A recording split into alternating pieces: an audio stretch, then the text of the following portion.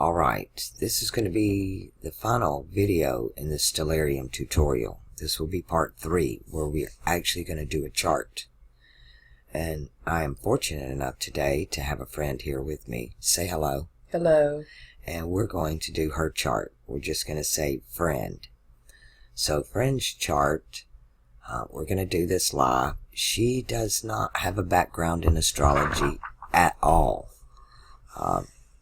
She does have a Christian background, so she's familiar with a lot of the terminology in the Bible that I refer to a lot in the charts. Hopefully she'll ask a lot of questions that way, and it'll be some of the questions that you guys will be asking. I encourage her to ask any question. I want you to understand what I'm doing, and for those of you who are not familiar with astrology, you might get the most use out of this chart. She'll be asking astrological questions that I'll explain, and maybe that'll help you guys. And those of you who have a biblical background, it'll help explain some of the symbolism in the Bible. You can learn a lot from this as we go through it. But if you have not watched Stellarium tutorial part 1 and part 2 that was posted right before this video, you need to do so, or you're not going to really understand anything. It's simple to me, but it is very complex, especially if you don't have a background in astrology, a particular religion, alchemy, just nature science in general. So here we go. I always like to start my charts from the very beginning, so you can learn how to pick up your own cross. And how you do it is when you turn it on, you launch the bottom taskbar, and you start over here at the right, follow my mouse, and we come across to this symbol. It's the meteor showers. We're going to turn that one off. We're going to come over to the next set, and you'll see a lightning bolt. We're going to turn that one on. Or actually, it's a telescope, if you really look at it, but everybody calls it a lightning bolt, so I do. I watched other tutorials myself. Then we're going to come across to the sun peeking out behind the clouds. That's our atmosphere, cardinal points, and landscape. We're going to turn all that off. And the last set of symbols, you'll see a little running man. That's your images. We're going to turn that one on. Then we're going to come over here and launch the left-hand taskbar. Go all the way to the top. You'll see an 8-pointed star. That's the symbol for navigation, and it's ruled by Mercury, one of the gods of this age. When you launch this, you can put the name of your city and your country here in the search bar. If you don't find it on the list, you'll have to go on Google and get the longitude and latitude and enter in them here, put the name of your city here, and then add it to the list. And the next time you come back, it will be there for you. So our target city here is going to be Oklahoma City.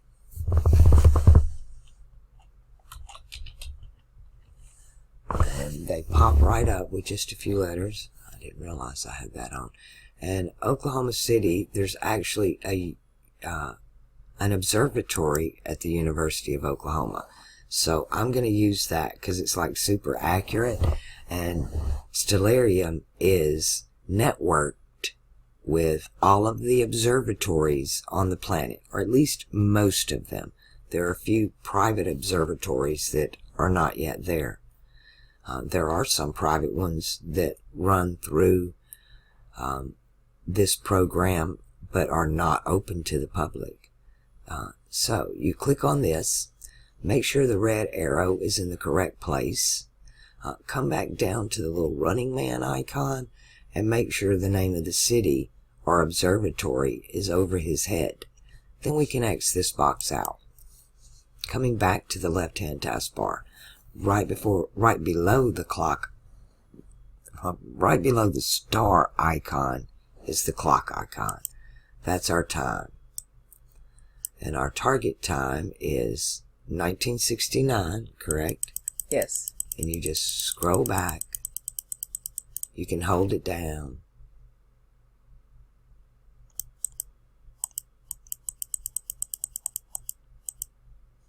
May Yes. 8th. Which is a birthday coming up soon.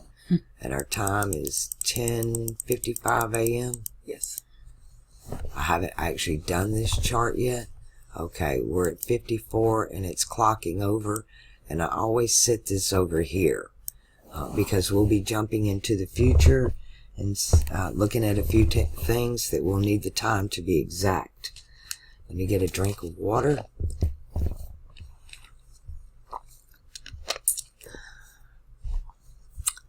Coming back to the left-hand taskbar to the search tool icon, we type in the sun, and off we go. You look at the logistics over here on the left, and you'll see that the sun, IAU constellation, Aries. And I always like to show you guys this too. Right below the clock icon, come into the star lore here, and in the Arabic, you get it has a better visual dynamic of where the constellations actually end and begin. And you can clearly see the sun in Aries here. Now, while we're here, I'm going to talk about her sun sign. Normally, I would just jump right through and go to the next planet where everybody's at, but your sun's in a very auspicious place, and because it's conjunct this star right here, which is the ghoul. In the Greek tradition, this is the head of Medusa. It's literally called the most evil star in mundane astrology. It's the head of Medusa that turns the kraken, here's the kraken, to stone. The king sacrifices Andromeda, his daughter, to the kraken, and Perseus takes the head of Medusa and turns the kraken to stone to save Andromeda. Remember that story from the Greek? So, in the Arabic, it's the ghoul. We've been taught it's the most evil star. But he took the evil and worked it for good to save. Mm-hmm. Like in the Bible. Like in the Bible. Right? Yeah, so everything has every story has two sides to it in the zodiac. I like to show you, when I give you your cross, I'll give you your potential. But we have choices in life, and you can not meet your potential. And there are two sides. It's positive, negative. Two pillars. Which pillar is it on? And that'll help you. Which pillar is it on? Well, her sun is in a fire sign, so it's on the sun pillar. In Kabbalah, that would be called the pillar of severity, right? And in a cardinal sign, cardinal fire, the sun rules the fire sign of Leo. Mars is your ruling planet. When Mars is your ruling planet, you would say he rules emotions. So you're ruled by your emotions. Now, before I say anything else, I'm going to refer to a few things I said in the previous videos. One, when I look at your natal chart, I'm looking at the first 30 years of your life. Actually, I'm looking at your whole life, because it tells us, we are told, the end from the beginning.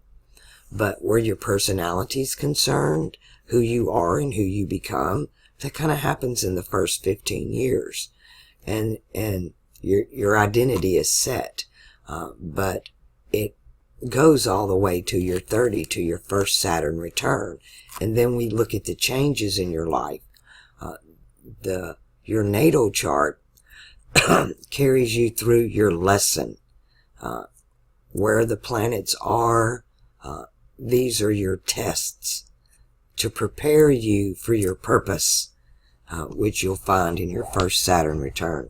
I'm going to need another drink of water.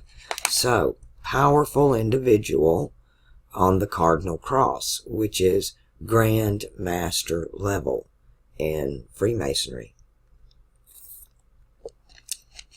or alchemical astrology. Moving on, Mercury in Taurus, ruled by Venus. Mercury is great here. Let's see if Mercury's retrograde. No, good going.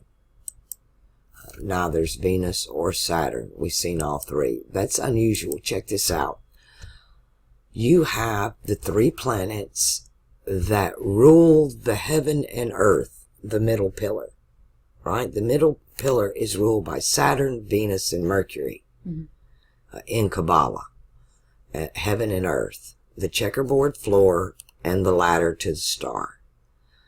And they're all on the horizon. They're all prevalent. Okay, where's the...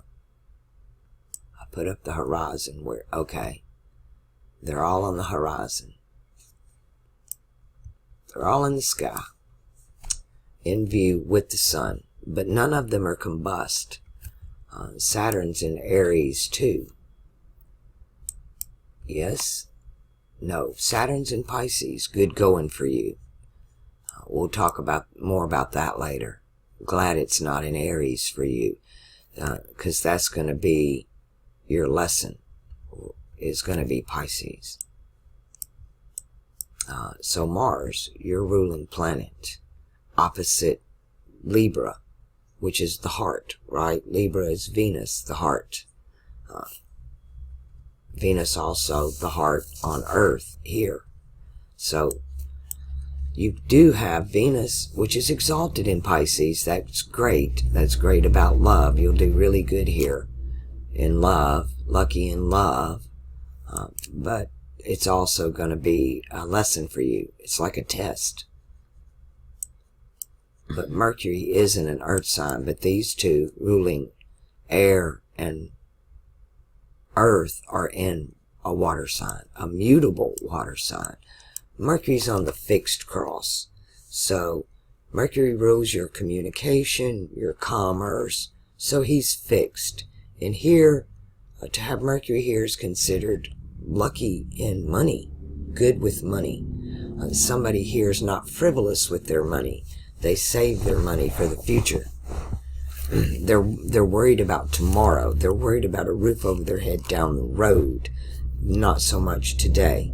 The earth signs are all good with money. So to have Mercury in a fixed earth sign, it's very stable. It's fixed. It's not cardinal, over the top, rich. But you work hard for the money here. But they spend money different.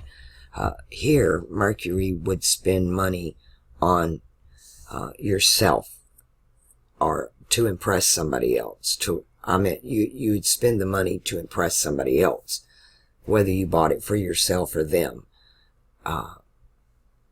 Virgo's going to spend it on theirself. If they save money up, they have a little extra, they're going to spend it on theirself. Not frivolously, but just extra money. And a Capricorn would spend it on somebody else. But Taurus, 50-50 chance you'd spend it on yourself or somebody else, but you'd spend it for a purpose. There's a reason you did it. There's a reason you dipped into your savings. To get somebody's attention, impress somebody, to Jupiter, your desires and your belief system. Are you retrograde? I usually do the outer planets, and yeah, he's retrograde. Let me do that again for my own sanity. Yeah, it looks like Uranus is as well. You got a lot going on here. We're just checking where everybody's at, and I'm making a few comments about them. But we're going to go into each one in depth, starting with the outer planets. Jupiter here, wow, this is the woman with the alabaster box that sits at his feet, that washes his feet. She and I have talked about this, about her nature and what I see. And this is so her, to want to sit at the master's feet, to wash his feet with her tears and dry it with her hair. It's the damsel in distress. But that's for sure. Jupiter is retrograde here, so you think outside of the box. You don't stick to the script. You're an analytical thinker. You're going to overthink a lot of things with him retrograde here, because it's in an analytical earth sign that's mutable. When a planet is on the mutable cross, that's the change you will experience. So there's going to be a change in what you believe and what you desire and what you think. Uranus is also conjunct Jupiter here. And Uranus is your conscience mind. That will change. Pluto is also here for you in Virgo. You're that Pluto and Virgo generation. And that's activated. You become activated on the winter solstice this year. Your generation does. To set the stage for the next 20 years. It's your turn.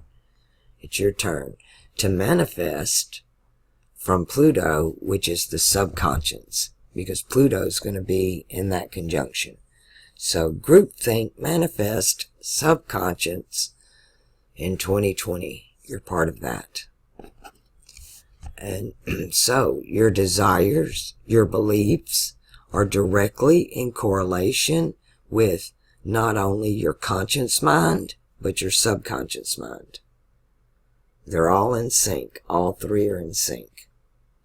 Jupiter is in the lower chakra with Mars, and Pluto and Uranus are above the crown chakra. They're not connected to a chakra. Uranus, the conscious mind, Pluto, the subconscious mind, and Neptune, the imagination. So, where's your Neptune? Your Neptune's probably here as well. I think Neptune moved into Libra around 1970, so maybe, let's see, where's that Neptune in this? Because Neptune plays a big part. Yeah, Libra, Neptune. Yeah, he came in the early 60s, my bad. He came in Libra in the 60s. This is awesome here because Neptune, the imagination, is opposite your sun on the cardinal cross. It's in an air sign. It's in cardinal air. Gemini is mutable air. That's the atmosphere around us, what we breathe, the clouds, what I call under the dome. Mercury is under the dome. That's his territory. Fixed air, Aquarius, that's the zodiac. That's why I always say the zodiac, that's Saturn's circle, because Saturn rules Aquarius, and the lesson of Aquarius is astrology and alchemy, the law of equivalent exchange. To get something, you must give something. You reap what you sow. Karma. All of these things depending on what tradition or culture you're speaking of. Which can be a hard age. There's no grace. That's now. Now is grace. If you need grace, it's now. And you find grace and mercy actually on the moon pillar.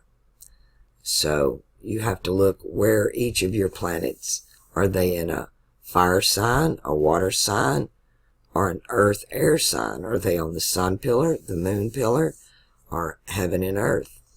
And here, it's air sign. So, Neptune, let's see where everybody's at on their pillars in a minute. Neptune on that middle pillar. And as Aquarius rules the zodiac, the circle, that alchemical magic circle, Libra rules cardinal air. I call that beyond the stars. It's everything outside of the zodiac or above the zodiac. It's called the hidden wisdom of the heavens. To know the knowledge of the constellation of Libra. which is what these constellations are. Every constellation is like an encyclopedia of knowledge. And this is the knowledge of the most grandmaster level knowledge of the heavens. They call it occult. It's the hidden wisdom of the heavens. When Neptune first came into Libra, the mystery schools were supposed to start introducing this information to us.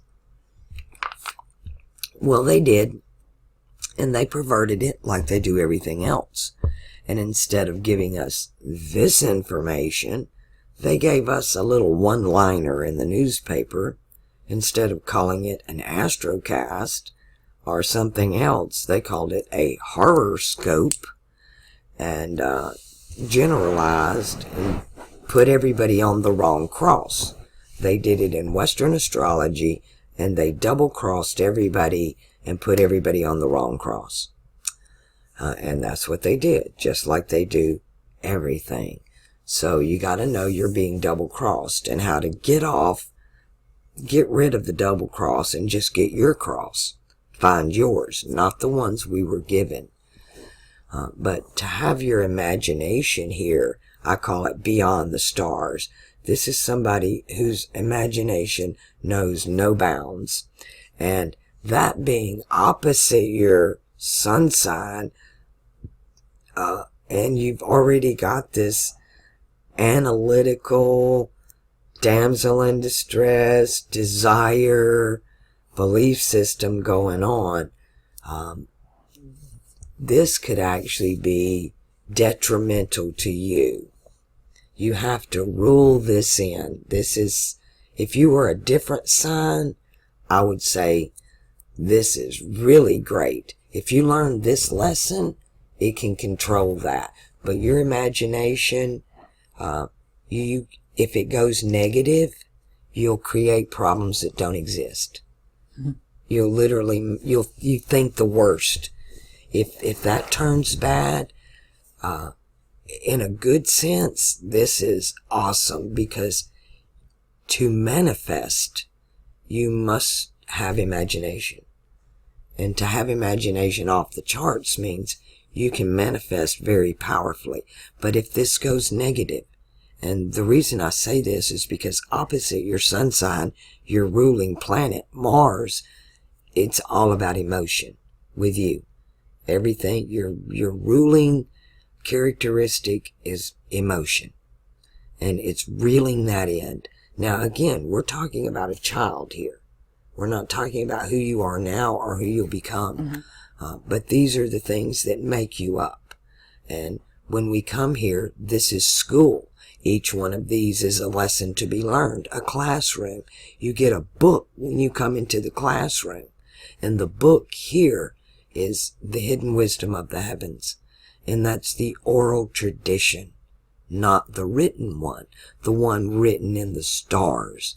And to get that, what I would recommend is taking the symbol of Libra, which is, to us in the Western tradition, it's called the Omega sign. And you take that symbol and you go to the elders of different cultures around the world and say, do you use this symbol? And they say yes. And you say, tell me the story of this symbol. Whose symbol is this? And you go to another and another and another, and you're picking up the pieces of the body of Osiris. And once you learn what every people or nations around the world, that little piece of knowledge they have about it. Remember, this is Grandmaster level, so this is hard to do. You almost have to be gifted with it. Kind of like myself. It just fell in my lap. I just read a lot of books, and the right doors were opened for a certain knowledge base. And so, hidden wisdom of the heavens. But anybody can learn this. Again, you're not going to find it in a book. You have to learn the symbols of alchemy, one, so you know the truth of what you're looking at. Because The perversion goes way back. I call it the scribes scribbled the scriptures and gave us Bible, Bibble, Babble at Babylon when they divided the tongues, the languages, the scripts, the body of Osiris, the body of knowledge of the sum of all things. And I have put it back together. I unbibbled their babble, and it's a symbolic bibble babble. And symbology is the universe speaks in symbolism. Your subconscious speaks in symbolism. Your dream state speaks in symbolism. And that TV, in all the logos on the products are symbols being projected at you all the time. And it's talking to your subconscious. And those symbols are perverted. And we do these things without even thinking about it, subconscious level. You having nightmares? Turn off the TV. Let's keep going. Oh, is Mercury retrograde? Let's just see how out there that imagination is while we're here. Our numbers, let me get my numbers. Come over here and look at ecliptic, longitude, latitude, J2000.0 in parentheses, and I usually catch the last 5 numbers, which are 01502, and I'll kick it up a day. And those numbers decreased.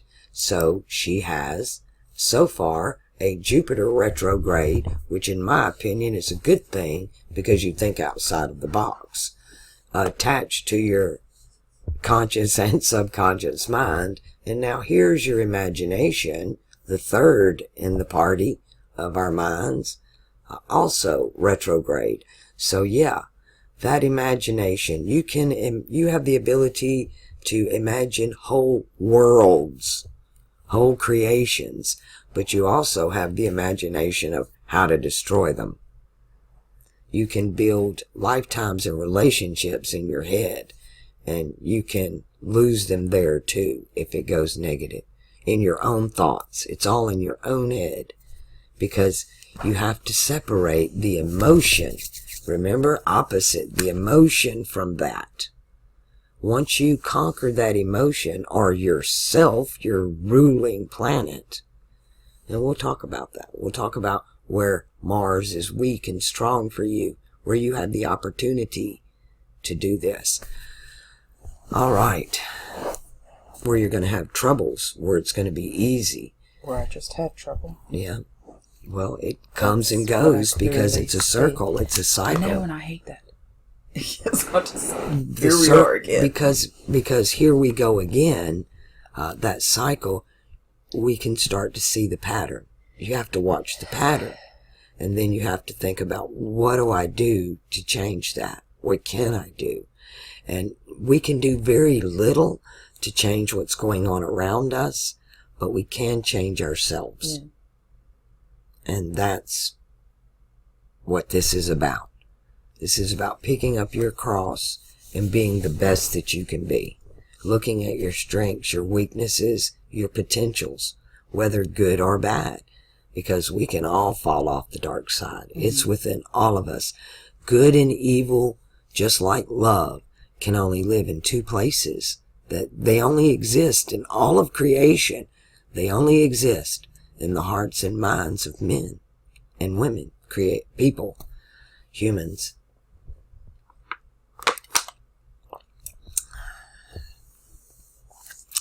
Well, let's continue. Mars. Okay. Again, this is your ruling planet. So your ruling planet is in Scorpio. Over here, it's going to say Ophiuchus. Ophiuchus is the upper house of Scorpio. Scorpio is a water sign. You got a lot of water going on. You've got this Venus, your heart, and Saturn, your lesson, your teacher, in Pisces, which is mutable water. And waters are people. The water in Pisces is groupthink. The people you go to school with, the people in your culture, the people in your generation, the people you work with. You've got like mind, people in church, the people in the sports stadiums, the people at the nightclubs, groupthink rituals. And that's what this age is about. And so your heart is for the people, right? Oh, yes. And your lesson is there as well. Your lesson is going to be about groupthink. But here, your emotions, your ruling planet, are with the people you choose in your life, the water in Scorpio. The water in Cancer are the people you related to. You're born into that family. You don't choose them, but you choose these. And Mars, actually, we get a lot of stories about Mars here, because Mars becomes the hero here, right? He's Hercules. In the Greek, this is Hercules. Hercules finds out that halfway through the movie that his best friend, the guy he's putting his life on the line for, the king, is actually the bad guy. And it's been just using Hercules and setting him up to win his evil fights for him. And so one of the lessons here is, one, be careful about who you pick as friends. And you keep your friends close, but your enemies closer. Another lesson here. In some of the Vedic traditions, this is Vishnu. Vishnu goes through the 12 trials, or the journey. This is the hero's journey. And he's ready to go to heaven. He's gone through the 12 constellations. And they tell him, great job, Vishnu. Come on in to heaven. And Vishnu says, all right, but they wouldn't let him bring his dog. They told him he couldn't bring his dog. So Vishnu says, well, wait a minute. I've lost everything. My family, my fortune, my home, my friends, almost my life. And my only loyal companion has been my dog. And he's been through all of these trials with me. So if my dog don't deserve to go, I don't want to be there. And they're like, well done. You and your dog can come on in. It's a test of loyalty. This is about loyalty. So your emotions, if somebody breaks your loyalty, they're in trouble. Especially with your imagination retrograde. You're the kind of person that would think some evil shit what you would do. I don't like to be like that. Yeah, you don't like to be like that, but that potential is there. Oh, Now, you also, your Venus is exalted in Pisces, so you do have that forgiveness. You have both your Mars and your Venus are in the water signs. You're in this group thing, but with you, it's loyalty. And you cross that line, we're done. And you're emotionally involved with the people you choose in your life. It's very serious. It's very emotional attachments. The people you choose, you are emotionally invested in them. These are people you tell secrets to and people you're intimate with. Not your family, not the groupthink people. Moon in Capricorn. Wow, okay.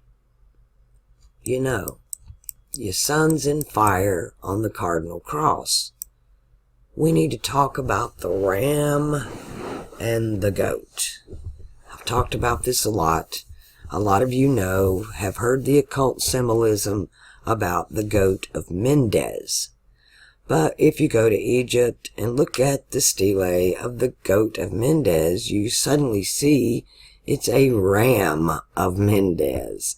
They changed that too. And they're both on the cardinal cross. And my nemesis always tends to be an Aries. It's a very competitive, both on the cardinal cross. As Capricorn is feminine, Aries is masculine. Capricorn would fall in the earth, middle pillar, and fire on the sun pillar here. So, let me explain about the goat, the ram first. And I've talked about Angry Ram Channel before on my channel. What the ram does, one, he never takes his eye off of his target. He hits him head on in the face. I want you to know it's me. I want you to know I'm coming. And I'm going to come at you, and I'm going to just keep coming, and I'm not going to stop. That ram hits that punching bag, and then he backs up. He puts it in reverse. He don't turn around. He's getting running room. He backs up, but he never takes his eye off the target. And he hits it again and again and again till that bag is on the ground, and then he's stomping on it. Angry ram. So the ram is in your face, coming for you, wants you to know it's me. Yes, it's me. And yes, I am. And the motto, I am. Now, the bull, on the other hand, is on the fixed cross. And he's stable. What the bull does is he'll stand in the field and he'll throw dirt up in the air and he'll turn around in circles and puff himself up and he'll show you how big he is and he'll make a lot of noises. But the bull don't generally run at you unless, one, you run at it or you run from it. Normally he's just a lot of noise, right? Don't piss him off, but stable. Just a bunch of noise. But the ram is in your face. God of war coming after you, you know, all the different legends. But the goat, cardinal earth, Capricorn, patient. The goat waits. The goat can wait a long time. The goat's going to mind its own business, eat the grass, but it's going to watch its target out the corner of his eye.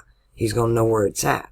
And at the right time, at the perfect opportunity, when his target turns their back, the goat hits them in the ass from behind. They never see it coming. So even though Aries and Capricorn have a lot in common, they deal with things differently. And one, in your face, and two, you never knew it was coming. Wait, patience. So, one aspects the other. This is Saturn's house. So, you're this in-your-face person, your sun sign. But that's not what people see. What they see is a patient goat.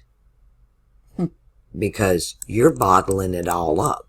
You bottle those emotions up till you explode. Oh, yeah. Instead of showing them, yeah, I'm an Aries. Yeah, I'm fiery. You just show them I'm this patient goat till it's too late and you burn them to the ground. Am I right? Have I missed anything so far? Nope. All right. Are we... Oh, well, the moon don't go retrograde, right? Let me make sure I got everybody's retrogrades. Venus is exalted here.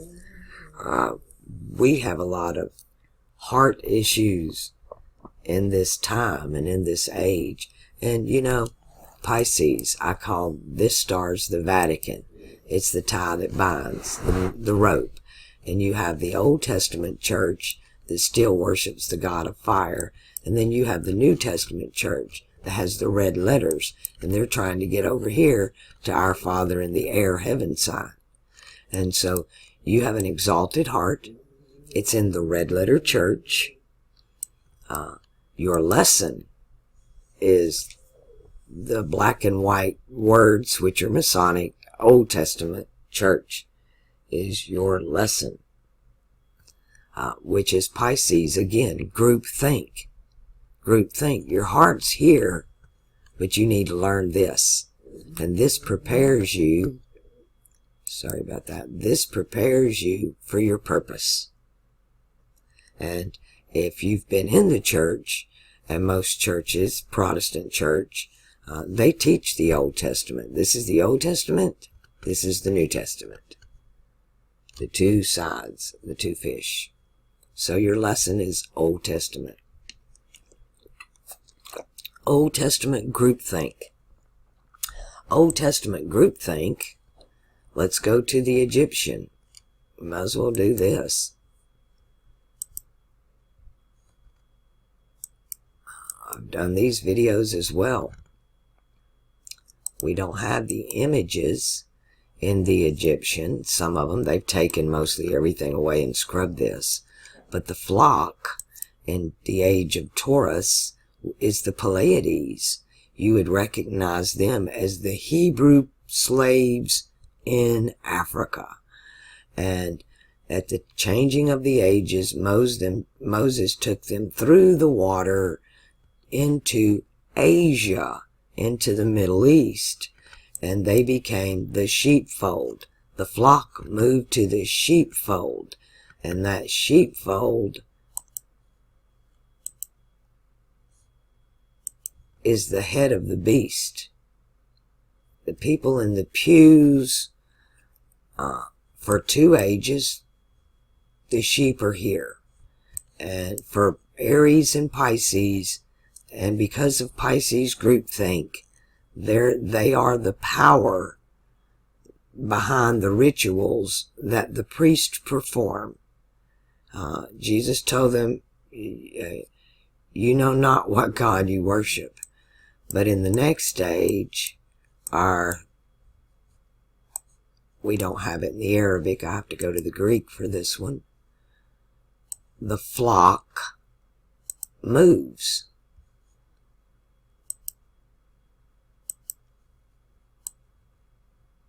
The flock moves here, which in Arabic, you have to get it on one, go back to the other. This is what I mean. It's a puzzle. It's like tracking all this stuff down to me is like a video game. And in the Arabic, it's the shining. Remember the shining, the knowing, the seeing, but it's also the flock.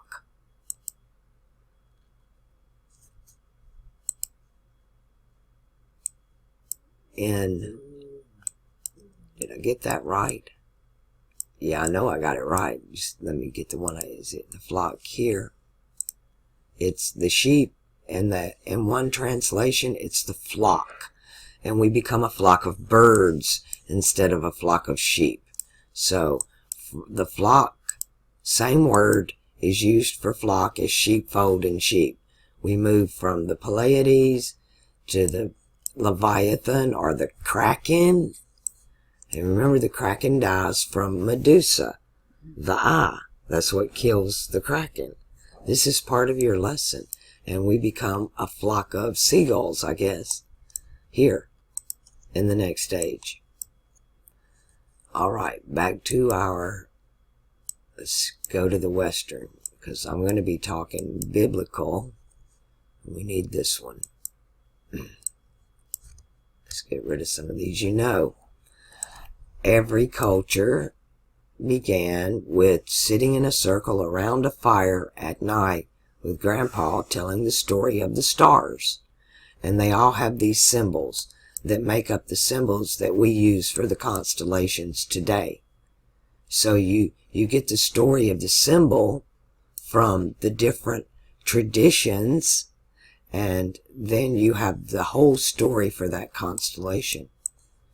Like the Bible teaches you the crosses, right? The New Testament teaches you get your cross. Well, there are 3, fixed, mutable, and cardinal. And then Freemasonry or Kabbalah teaches you your path. Well, there are 3 pillars, masculine, feminine, and then the one in the middle. The inside, that's neither masculine nor feminine, has nothing to do with gender. It's your soul is neither masculine nor feminine. That's your body. And if you identify as masculine and feminine, then you're giving it priority over your soul, which is neither masculine nor feminine. All right. Well, Pluto. Let's take a look at Pluto. We kind of know where he is, but we didn't talk about if he's 1 retrograde. Our numbers are 59457. Let's kick it up a day. Yes, you have Pluto retrograde. You win arguments you don't deserve to win. Very forceful Aries with a big imagination, emotionally charged. Yeah, you win arguments you don't deserve to win. That can be a good thing, you know. It's a good card to have if you're going to have Pluto, best to have that one. It's an advantage. It's actually in this circle at this time, it's to your advantage. But don't take advantage of it. I didn't see if your Uranus was retrograde. So, you're this Pluto and Virgo generation. It's very important. One, you have your conscious mind, and you're naturally born with your conscious mind in line with your subconscious mind. Currently, for all of us, they're not together anymore, right? Very rarely, it takes Pluto over 100 years to go around the circle. So these two don't come together very often. And to be in the same sign together is rare. Rare do we have a peculiar generation that's born with your conscious mind in a line with your subconscious mind. Your generation is very powerful. It's very unique. You also have the last decan of Leo. The last decan of Leo, you have Pluto and Uranus there together. So it's like the last of the baby boomers with the first of the next generation. Y'all have the same alignment, subconsciously and consciously. Now, I'm the Pluto in fire, and my time has already been activated, right? Pluto's was in fire of Sagittarius and is moving into Capricorn now.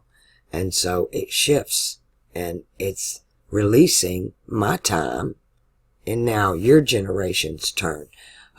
We don't live long enough for Pluto to come around the circle, so his alchemy works from Earth sign. If it's in an Earth sign, then later in life, when he starts here, he's on the mutable cross, and he's in an Earth sign.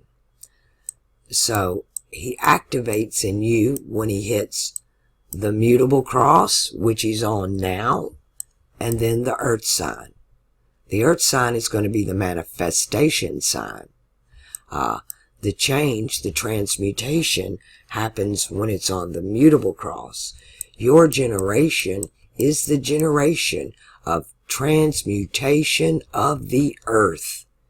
And it is your generation's subconscious that manifests in 2020 when we have Saturn, Jupiter, Pluto conjunction in Capricorn, first decan, the Jedi level, and it is your generation that manifests there.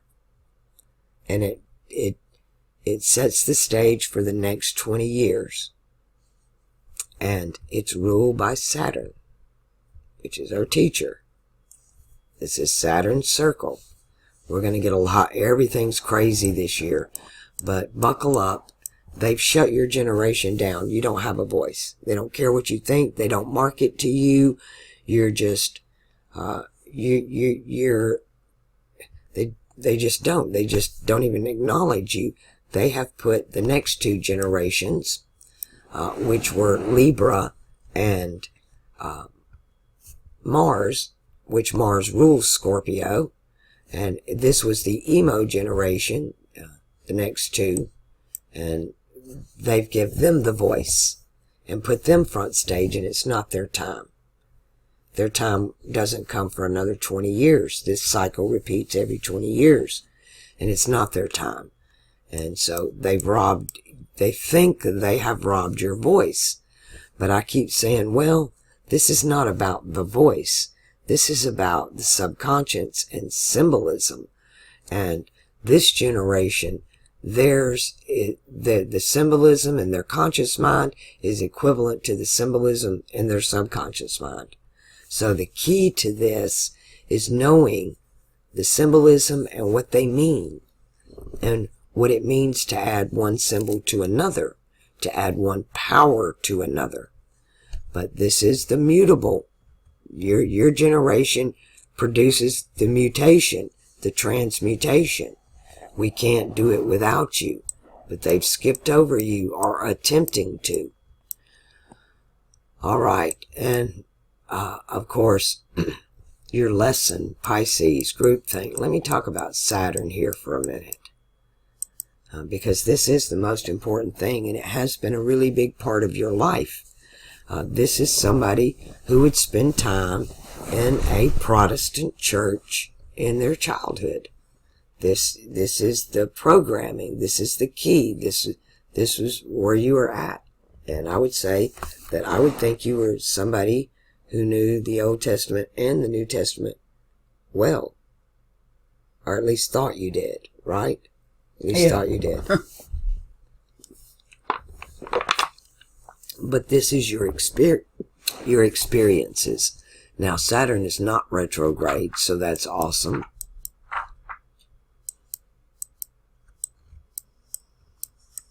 Mercury was not. Did I check Mars? Mars is important. All of them are important. Yep. Okay, you're going to suffer with depression.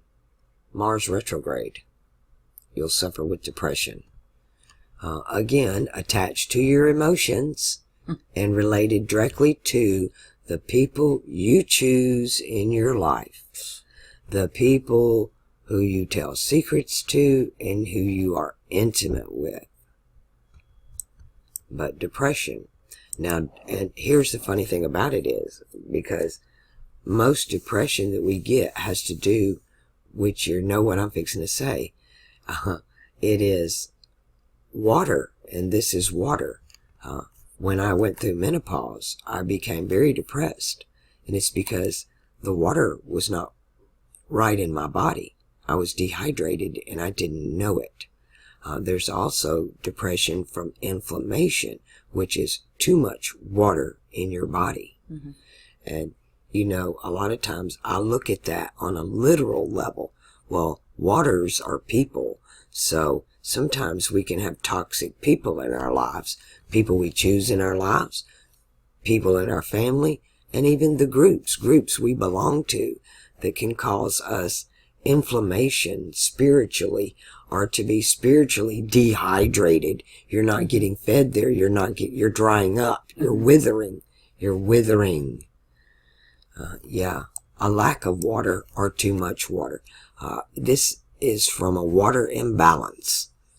Depression from a water imbalance. So there's an imbalance in your waters, and the imbalance falls in the water of the people you choose in your life. It's like you're having these depressions because but wait a minute, you're the one who picked this person. Self-inflicted. Almost self-inflicted, yes. You knew better, but you did it anyway. So this is a kind of situation where you don't have anybody to blame but you. You were given the choice. You could have walked away. You knew better. All right, we are 52 minutes into this. I'm going to take a break right here for myself, and we'll move on. Just a second. All right, I'm back and watered. I know I've moved it. I know the screen just jumped because we were talking while taking a break. I'm fixing to go through all of the planets again, but this time I'm going to put them on the crosses, and we're going to see what planet is on what cross. Now your crosses, they're fixed, mutable, and cardinal.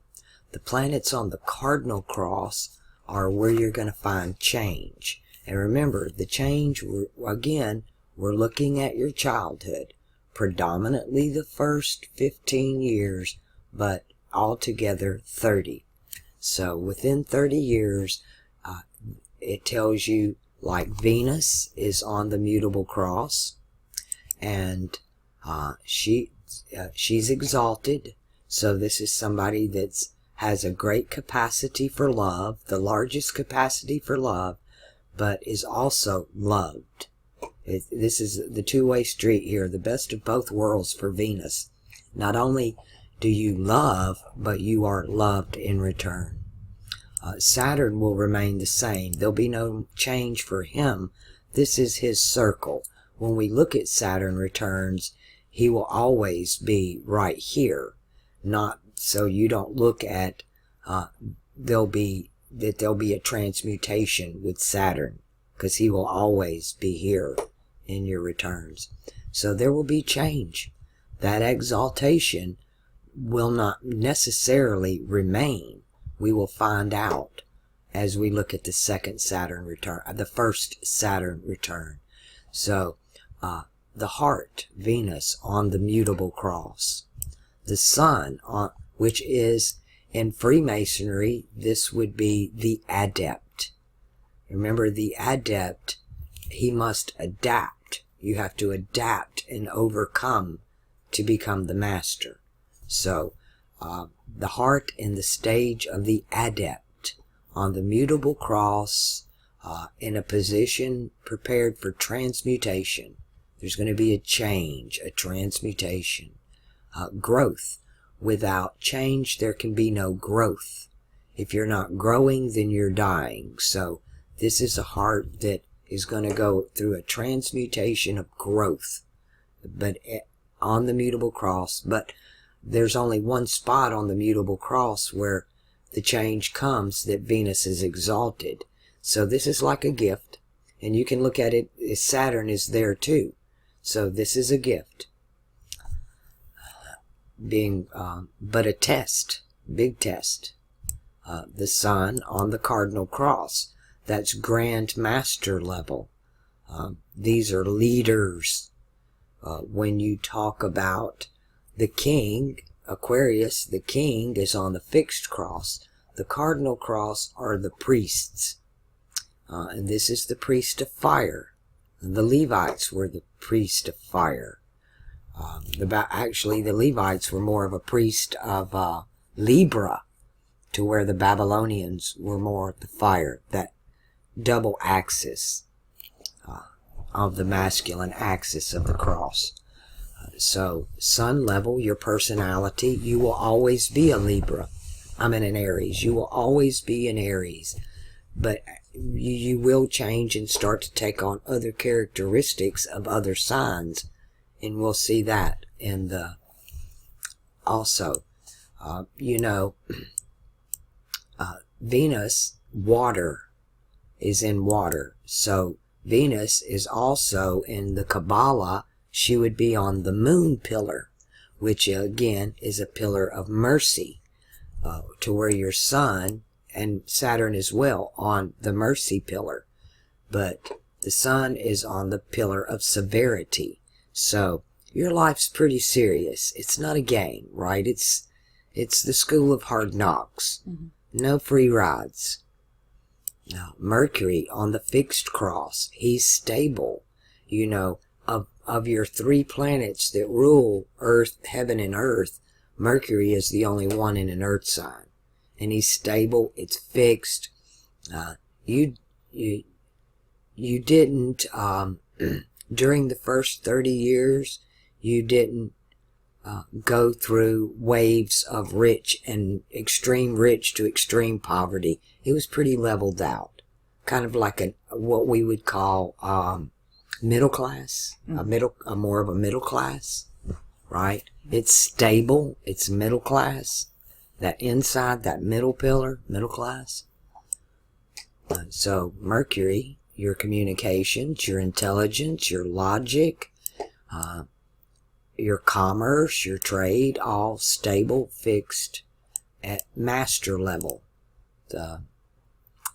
In the Kabbalah, it would be the center path. Freemasonry, it would be the ladder.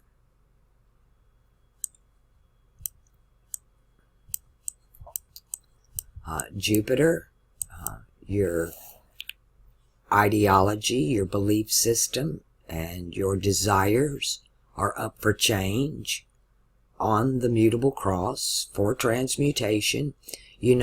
Because it's in an earth sign, generally that change will come when Jupiter falls in the other earth signs. Alchemy works from cross to cross and element to element.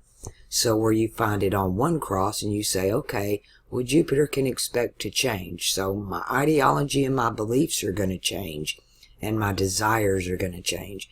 But when's that going to happen?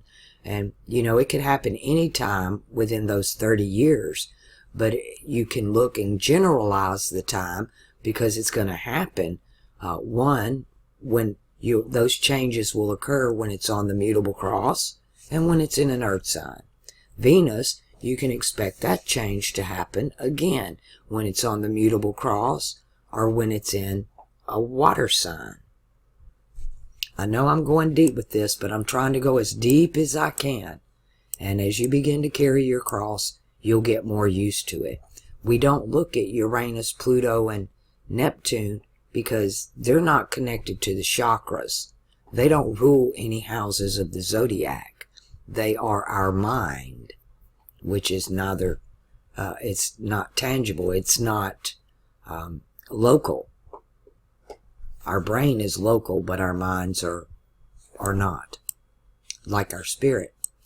Mars, your emotions, your ruling planet, which really is a representation of you and your principles and what you stand for. And yours, again, in the house of loyalty and friendship. It's on the fixed cross. It's in a water sign. You've got Mars aspecting your Saturn and your Venus in a water sign. You've got him aspecting the fixed cross with your Mercury on the fixed cross. You've got, so your emotions and your principal character is also directly related to your communications, your logic, your intelligence, and your financial status. All right, so the moon, again, Mars is on the fixed cross. He is in a water sign, so he's on the pillar of mercy, the moon pillar, in Freemasonry.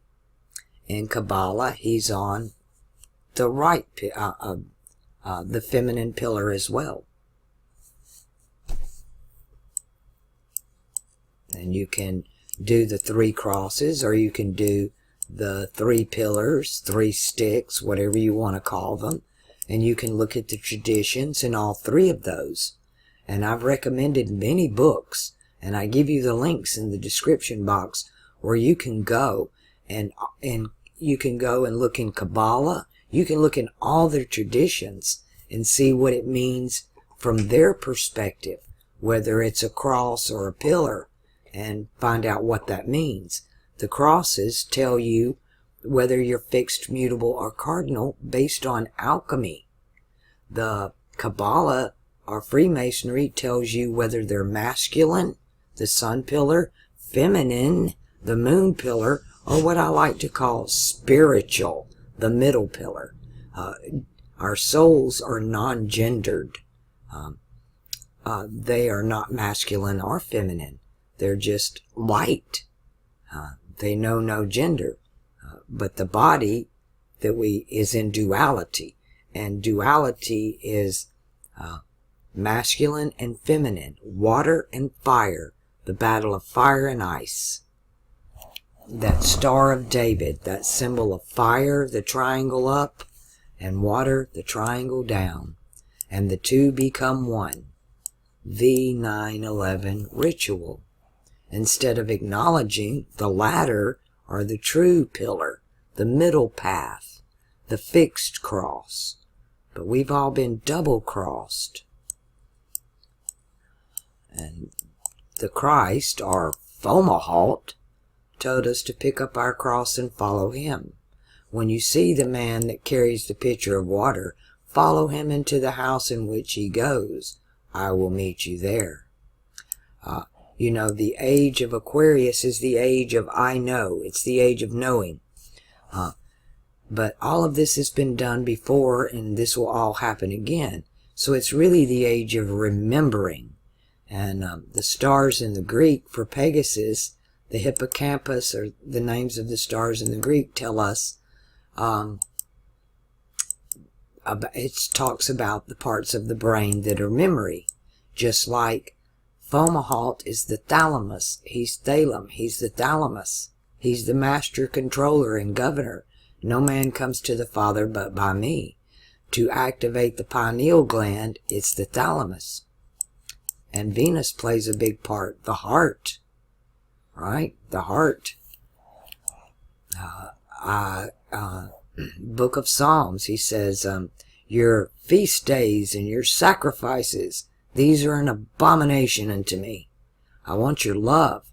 I'm looking for somebody with a broken and a contrite heart. That middle pillar, that Venus, Mercury, and Saturn. Now, in the next 2 ages of heaven and earth, Mercury has no part. Mercury is the fallen god of this age. One of them, there are 2. But in the next stage, it's all about Saturn and Venus. It's about the crown chakra and the heart. And Mercury nor Jupiter have any part in the next 2 ages. But they are necessary for the transmutation. We cannot grow if we do not change. So it's hard, and they're deceptive, and they're liars, and it's just a bad tree to be on. But it's necessary. This is a school of experience. And there are no books. There are many books. They've been scribbled. So we really don't get a fair chance. You know, it's like our school systems. I don't trust those school books to tell me the truth. Do you? Well, I don't trust the religious books either, because they've all been scribbled. Alright, again, Mars on the fixed cross, master level, on the mercy pillar. The moon in an earth sign, that puts it on the ladder. It's on the cardinal cross, grand master level. Venus on the water pillar, mercy. Transmutation, adept, mutable cross. Sun cardinal, fire pillar, severity.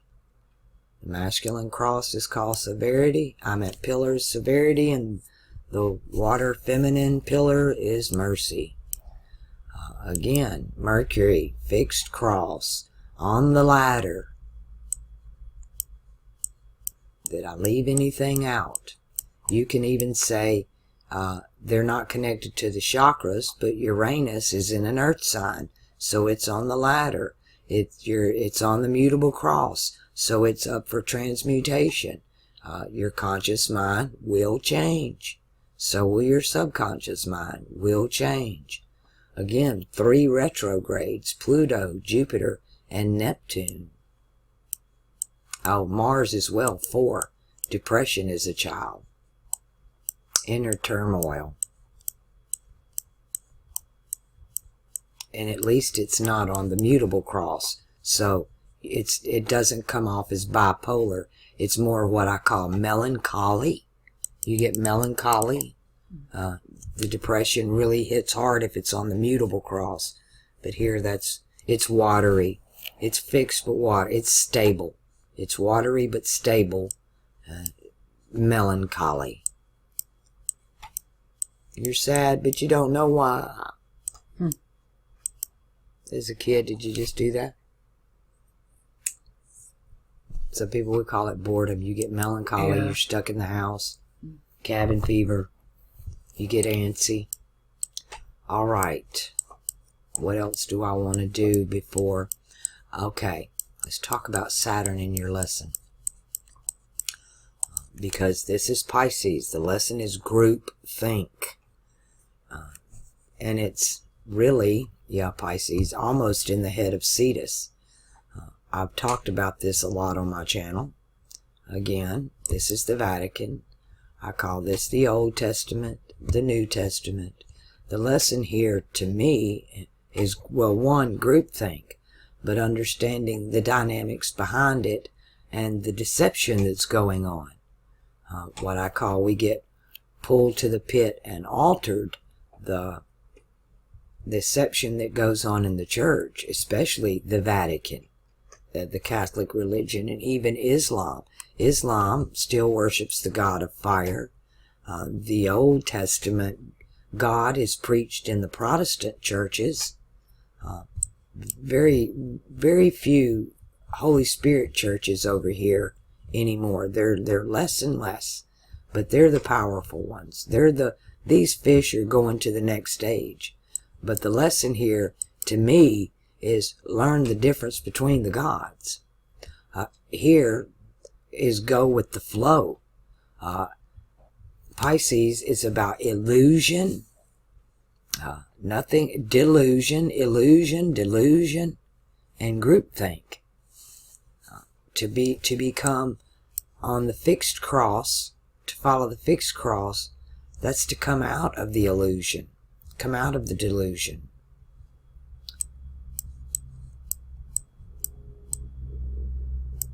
Alright, now, before we go anywhere else, we've been at this a while now, let's pull this back to the birth time, because I didn't look at your rising sign. I'll leave it at 54. Let's turn on our landscape and our cardinal points and east. So you are Gemini rising. That's ruled by Mercury. This will play out later in your life. From my understanding, I haven't done all the teachings on the rising sign because it really doesn't show up in alchemy. I can't find that other witness other than myself. But the star I have on the horizon at my birth in the east is very prevalent at the end of my life. Again, you will find the end of your life in the beginning of your life, which is in your natal chart. And people ask me about their death. Your death is in your natal chart because he tells us the end from the beginning. Now, I'm not going to do it. I don't do it for people when I do your charts. To me, I don't want to know. If you want to know, it's your cross. You go look. But I would look for the exact opposite of one. We're in the east, so you would go to the west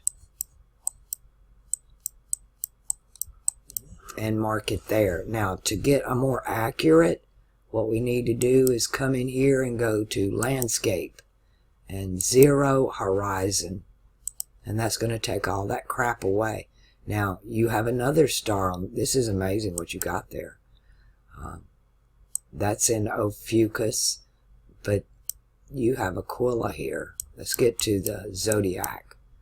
So your setting, if you're rising, then your setting would be the opposite, which is Sagittarius.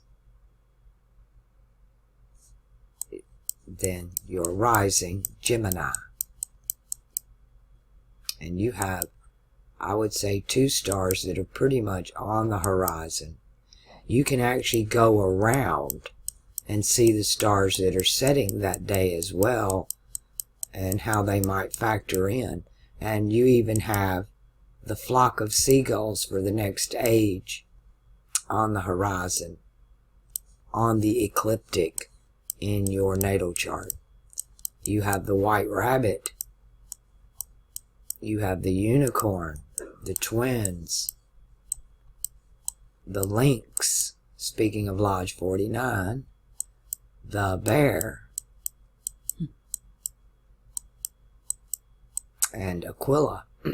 Aquila, Altair, the star Altair, comes up in a lot of sci-fi and Stargate. They did the movie. They did Stargate SG-1, which led all the way to Stargate World, and what they learned along the way about the gate builders, the ancients, the gate builders, they came from Altair. And it's considered one of the oldest stars. It's the flying eagle.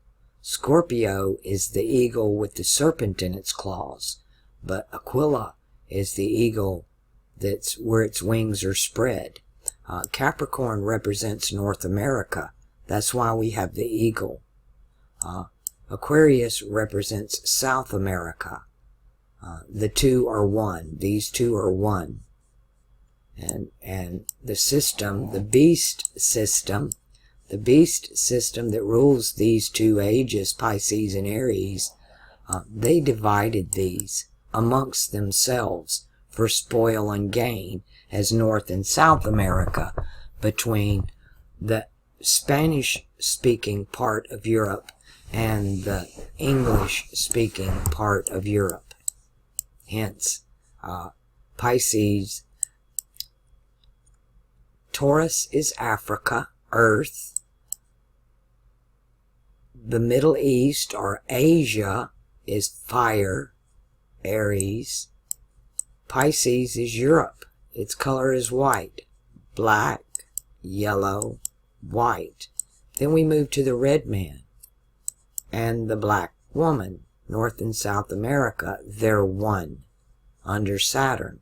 Jupiter's divided between Pisces and Sagittarius. They're all divided except for Saturn. Saturn's not divided. Saturn is one. Everybody has a dualistic side in this, but the ruler of that middle pillar, your crown chakra, is one. When you've seen me, you've seen the Father. The Father and I are one. No one comes to the Father but by me. The all-seeing eye of God. They show you the left eye and the right eye. This is the third eye. They've given you the first temple and the second temple of the Hebrews, but there is no third temple because the third eye has no temple. And in the new kingdom, when I saw a new heaven and a new earth, new heaven, Aquarius, new earth, Capricorn. For the first earth, Taurus, and the first heaven, Gemini, were passed away. Don't even come into memory anymore. So, and what we have now are teachings from these two ages that has been morphed, changed after the flood. So we'll have no need of the sun or the moon, for I am with you. The sun and the moon are under Saturn's feet. All planets have the duality aspect except for Saturn. And that middle pillar. You know, all of the planets have a good side and a bad side. But when each age is ruled by a planet, Sagittarius was ruled by Jupiter, that's empire. Then Mars came into rule, and then Venus came into rule, and then Mercury, and then the Sun, and then the Moon, and then Mercury again, and then Venus again, and then Mars again, and then Jupiter again. And they've had 10 tries at this. And they try to mimic God, or nature, to be God, to create, and they can't do it. But you know, when they're ruled by Saturn, they're all good guys. When your Jupiter, your desires, come under the leadership of your higher self, Saturn, your crown chakra, then all is good. They all become the best they can be when they're under the leadership of Saturn. But we haven't been there as a world age, as a species, for over 20,000 years. Since we were at 21,600 years is how long it's been since we've been under the rule of our third eye. And there is no temple, and there is no temple therein. In the new heaven and earth, there's no temple therein. For he is with us. The knowing we remember. We will remember everything, the good and the bad. In that day, in the twinkling of an eye, this mortality shall put on immortality. Some will awaken. Everybody's going to awaken to everlasting life. Some to everlasting life, but some to shame and condemnation. Because you remember. You remember who you are, why you're here, and boy, you blew it. A lot of shame is coming down the pipeline when Saturn takes over. When we fully move into Aquarius. Alright, we got the rising sign, the moon, the sun.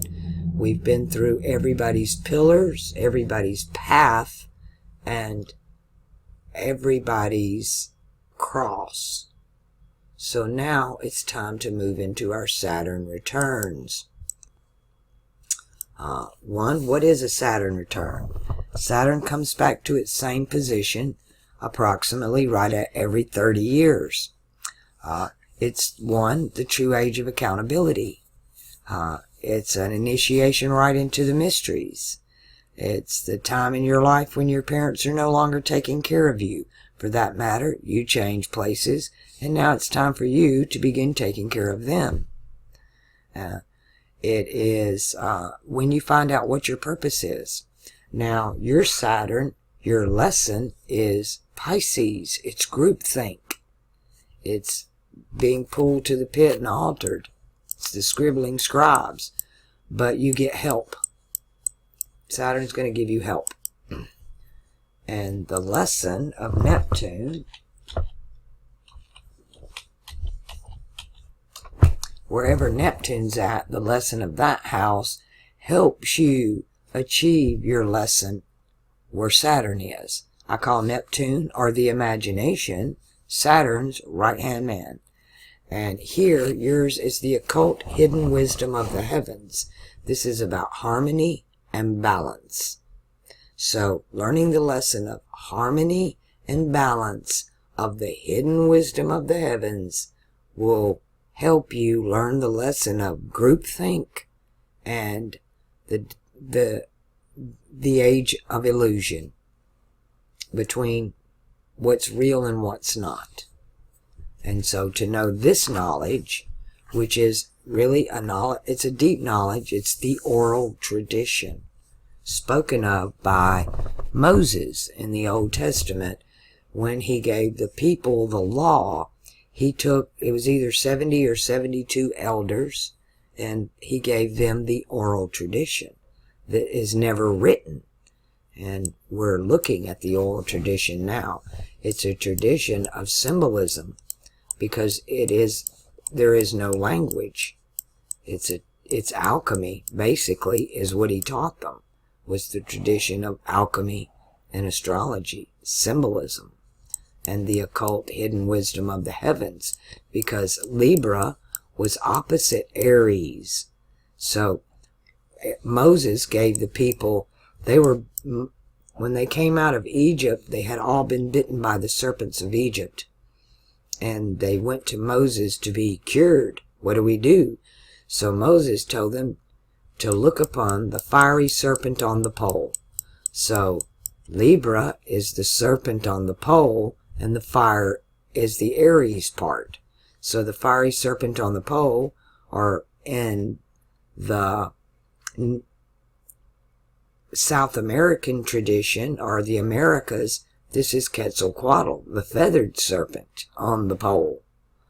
So to look to this, to be healed from the serpent bites of the Egyptian snakes, to look at the bronze or fiery serpent on the pole, which is Libra. Look up to the knowledge of the heavens, and then all this stuff that happened over in Egypt, you'll be cured from it. You'll be free. It's like being freed from bondage, right? Moses was their savior. And so he taught them the hidden wisdom of the heavens, the oral tradition. And that cured them from the religion of Taurus, to prepare them for the religion of fire and the promise of the future God of grace. Jupiter's Yahweh. They were dealing with the Old Testament god of Molech, and the answer to that was Libra, which is the heart. The Jews, or the Hebrews rather, they worshipped Venus in earth here, but in the very next age, Venus is in heaven as Libra. So their Messiah, or their answer, ascended, right? And Mercury's in heaven, and in Pisces, he falls to earth. He's cast down. We know the Christ told Peter, "Get thee behind me, Satan." And we know Peter is Jew Peter. So I consider Mercury and Jupiter rule this cross, and especially upside down. I consider Jupiter Satan, as told us by the red words, and Mercury to be the son of Satan, especially in upside down world. But even the Christ was taken by Satan to the pinnacle of the temple, and he told him, all these kingdoms, I can give you this whole world. Well, remember, the world is just an age. It's just a short period of time right here. This is all Satan rules, is Pisces. He has no authority here where we're going, and he has no part. His next part is the lake of fire, which it belongs to Jupiter. And lake tells us it's liquid, mutable, and fire tells us it's Sagittarius. So the lake of fire is Sagittarius, and Jupiter will have no authority until the lake of fire. All right, now for the Saturn return. Let's get back to we need the exact time. Again, I'm going to pull it to 54 to give myself just a minute. I need to borrow the ink pen and our numbers. I'm going to, again, you look over here and it says ecliptic, longitude, latitude, J2000.0. Our numbers are 31.31.34.8. Interesting. And we're going to jump off into the future 30 years, come back right here to 31 degrees of Pisces, which is funny because there's 30 degrees in a sign. So it comes off funny as 31 degrees of Pisces. But we work with what we've got.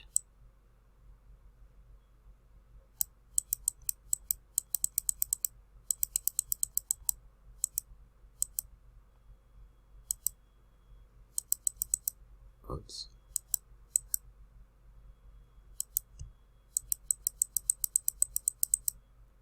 Thirty-one, 34,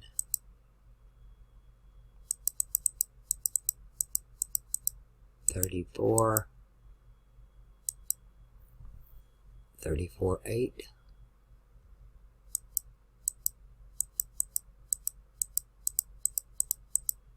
We can get it to the microsecond. And we're there. The date, June the 25th, 1998, at about 8:08 at night. Jupiter, so you're 30 years old now. Now it's time for your purpose, your mission. Christ started his ministry at 30, his first Saturn return. So your belief system, you started out opposite of this. Your belief system was the damsel in distress, Prince Charming coming to save me, wanting to be at the lady with the alabaster box. I call her the other Mary. Three people showed up at the crucifixion. Mother Mary, which is Cancer, the other Mary, which is Virgo, and John the Beloved, which is Leo. Regulus being the nail in the foot of the Messiah. So, are you still thinking outside of the box? Nope. You're a linear thinker now, not so much outside of the box. You went from the earth sign mutable to a water sign mutable. So, one, Jupiter remained on the mutable cross. Jupiter is on the mercy pillar here. And he got off the ladder and got on the mercy pillar. So Jupiter will be merciful, right? This is his aspects. And Jupiter will be merciful towards you here. He's also in the New Testament red letter church. So this is what you believe. You believe the red letters. That's what you're more of a New Testament believer. Never had anything in Old Testament, but that is your lesson. So your beliefs, because Jupiter's still on the mutable cross, this is going to change again. This is up for change still now in the second part of your life. Venus in her own house. So the heart went from mutable water. She is now in her own house, fixed earth, and not retrograde. Great positioning for your Venus. Your heart, for this 30 years of your life, your heart will be fixed and it will be stable and very earthy, which means grounded. You're very grounded. It's on the ladder, the middle path, the middle pillar, and on the fixed cross. Mars, also in Taurus. Is he retrograde? I didn't see. Do it again. No. So you get over the depression. You become emotionally stable, emotionally fixed.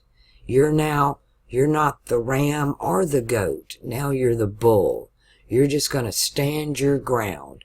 You're going to make a little noise if you have to, but you won't go at anybody unless they come at you or run from you. You become emotionally stable. No more depression. The sun now in mutable air. So you're always cardinal fire. You will always be Aries. But now your personality has taken on an aspect of mutable air. And the moon is there. Mercury's there. And again, we talked about Mercury here as Buddha. If the mutable cross wasn't upside down, this is Buddha. Hermes. This is the hermit. I can see you going through this to become out of groupthink into the hermit stage, right? You had the lesson of groupthink, and now you've got, you're showing everybody this Hermes, Buddha, Mercury's even there. This is so the hermit. Becoming very independent, not needing the group, doing the solo thing, which is Hermeticism is actually teaches part of the alchemical process. You have 3 air signs, and so this is the beginning of an alchemical process for you. It is on the mutable cross. So again, you're going to have personality changes. You're going to have the way other people see you is going to change, and the way you, it's not money, but trade, how you make money is going to change. And the way you think, your logic and your intelligence is up for change in this 30 years. Is he retrograde? No. Good. Let's keep going. Everything is bunched up for you. It's all on one side. Okay. Uranus in Capricorn, your conscious mind. This is very organized, super grounded, cardinal earth level. Remember the cardinal cross? That's your pope. That's your priesthood. So this is patience. You become very patient. It's also very authoritative. When you talk about Saturn's 2 houses, Aquarius is the Christ. He said, "No man takes my life. I lay it down." This is the one who gives himself for the whosoever. For whosoever. Well, Capricorn is very much like that. But it's the one who serves the many. This is the sign of government, education, military, police officer, fireman. I even put waitress, post office. These are the one that serve the many. It's not what can humanity do for you, but what can you do for humanity. You play your part. You play your role. You're part of the whole. And so these two are very much alike, and then they both are givers. They're Aquarius is the self-martyr, the self-sacrifice. So there's a weakness there as well, right? Both of these you can get used up and run all over. Capricorn ends up the scapegoat, and Aquarius can become the self-martyr. So, again, the conscious mind at grand master level. Let's take a peeky at Pluto. See where your journey's going here. You started with Pluto in mutable Earth. So he's not there yet. He's kind of not in play for you here as far as activated, but your generational marker for your generation is in the sign of heavy and high in the sign of Ophiuchus. You know, none of the other planets get way up here. So your generation's collective subconscious, beginning in 1998, is on the hero's journey. Hero's Journey, Joseph Campbell. You can find that on YouTube. And a lot of other videos on people's interpretation of the hero's journey. But like I said, everybody has their tradition. The Greek, it's Hercules. From India, theirs is Vishnu. But they're all very much have similar things in common. Again, I'm going to say one more time that your desires and your belief are still up for change. Your personality, the way other people see you, and even your logic and intelligence, up for change. Your collective subconscious coming into play this year with your group. Your conscious mind has already reached cardinal earth status, grandmaster. So consciously you're good to go. Now, the big question that we all want to know, what Saturn returns are really all about. What's my ministry? Why am I here? What is my purpose? Well, we look to Saturn's right-hand man, Neptune. Where is Neptune? Neptune in Capricorn, first deacon, the pure white ram, the Jedi. Well, there's two ways of looking at this one, because this is dead up the scapegoat. Are you here to be scapegoated? Now, when looking at it from what's my purpose, it's what you didn't come here for yourself. You came here to offer what you could as somebody who represents cardinal fire to this world. You came here for others. You didn't come here for you. You didn't come here to learn anything. You didn't come here to achieve anything for yourself personally. You came here to play your part into the advancement of humanity. That's what this is. First deacon Capricorn. Is Neptune retrograde? Our numbers are 30261. Yes. So again, you have this imagination that is off the charts. Your imagination can still just run wild with you. And in this position, I would encourage this, because it's on the cardinal cross. You went from cardinal air to cardinal earth with your imagination, both grandmaster level. So your imagination, you should eat. This is a sign of manifestation. This is the creator. This is the God of let there be. And you have your imagination, especially with it starting in cardinal air out there beyond the stars, you have an incredible ability to manifest. If you'll work with that, to go from air to the sign of creation and manifestation, you do have the ability to almost speak it into existence. Let's find out. Let me see if I can see how. What is that aspecting? Cardinal and earth. What do I got in cardinal and in earth? your heart and your emotions.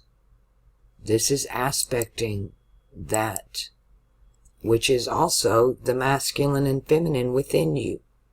And they're in the same sign, balanced, fixed. It's not cardinal, but this is an earth sign.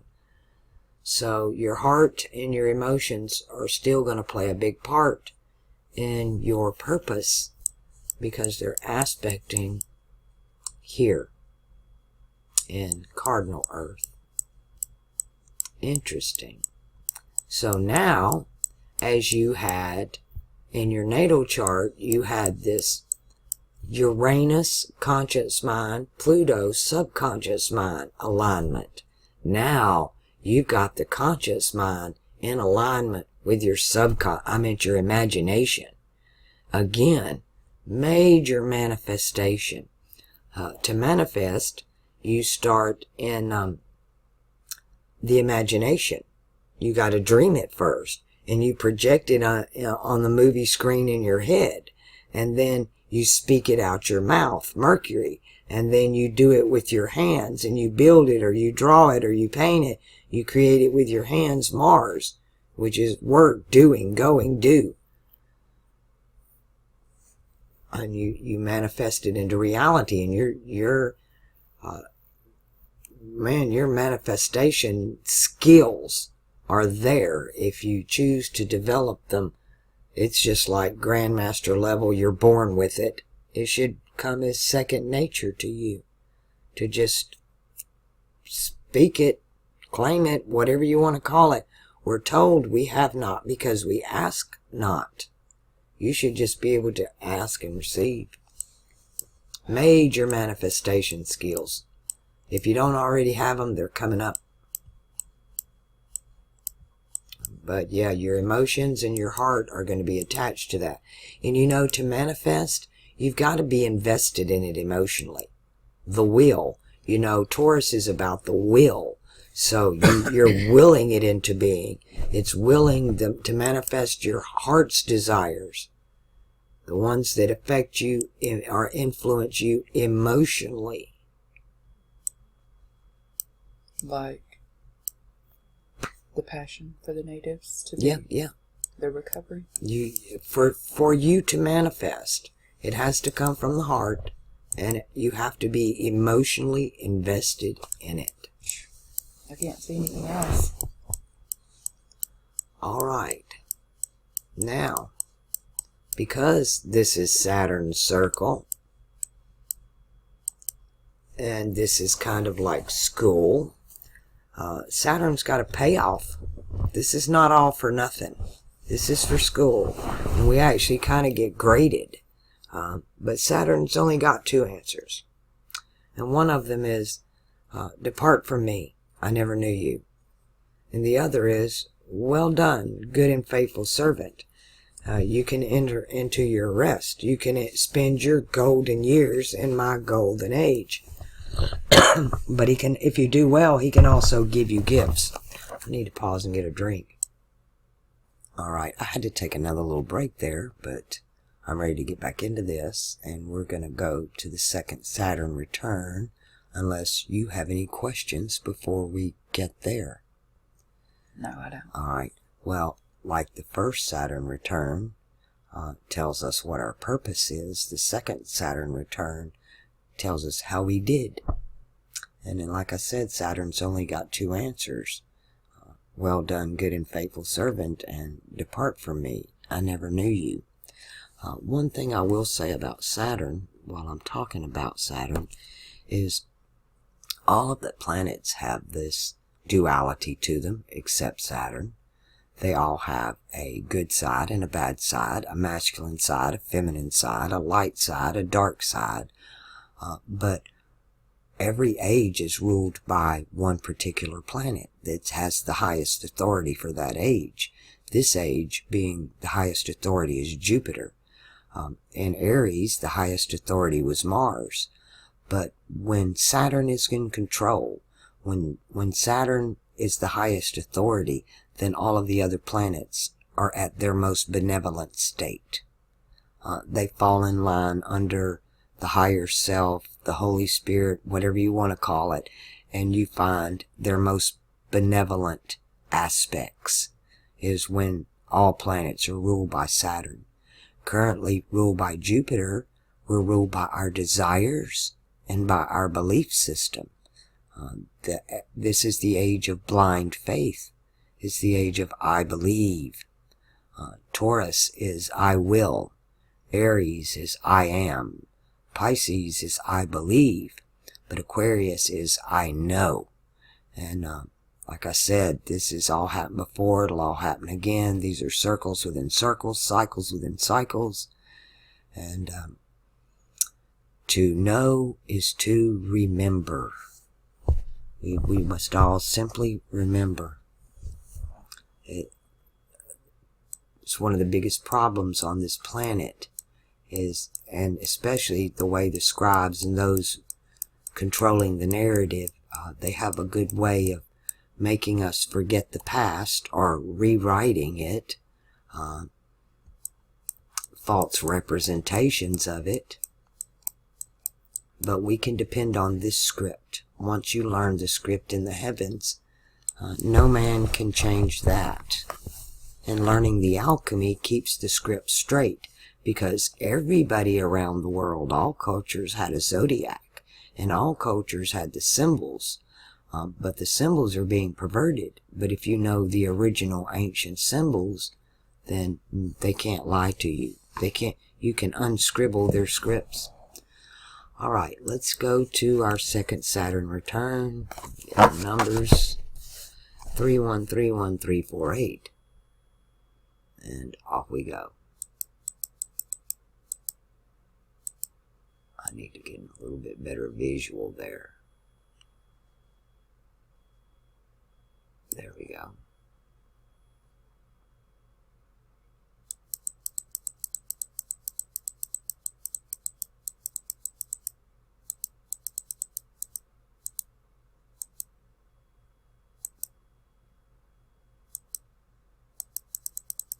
Oh, you caught a Saturn retrograde before your second Saturn return, so you're going to be given extra time.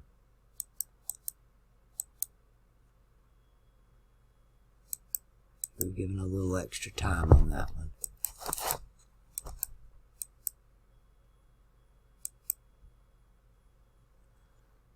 Three one 31. I need 34.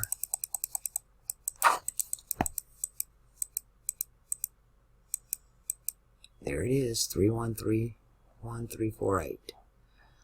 April the 28th, 2028, at 37 minutes after midnight. All right. Now what is this? This is your second Saturn return.